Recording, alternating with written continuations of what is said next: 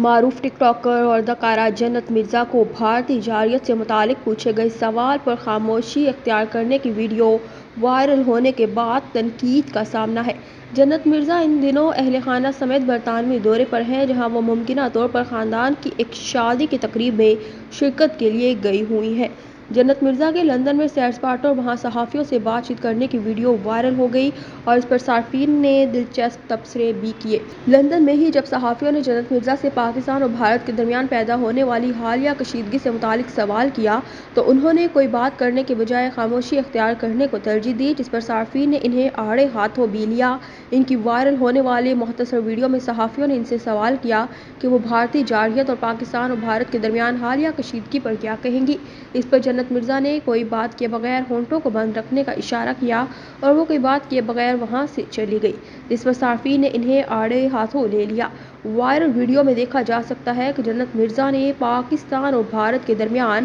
جاری تازہ کشیدگی پر کوئی بات نہیں کی اور وہ ہونٹوں کو بند کرنے کا اشارہ کرتے ہوئے وہاں سے چلی گئی۔ ویڈیو وائرل ہونے کے بعد سوشل میڈیا صارفین نے انہیں آڑے ہاتھوں لیا اور تبصرے کیے کہ ٹک ٹاکر کو سیاسی معاملات کا کیا پتہ، ان سے ناچ اور گانوں سے متعلق پوچھا جاتا۔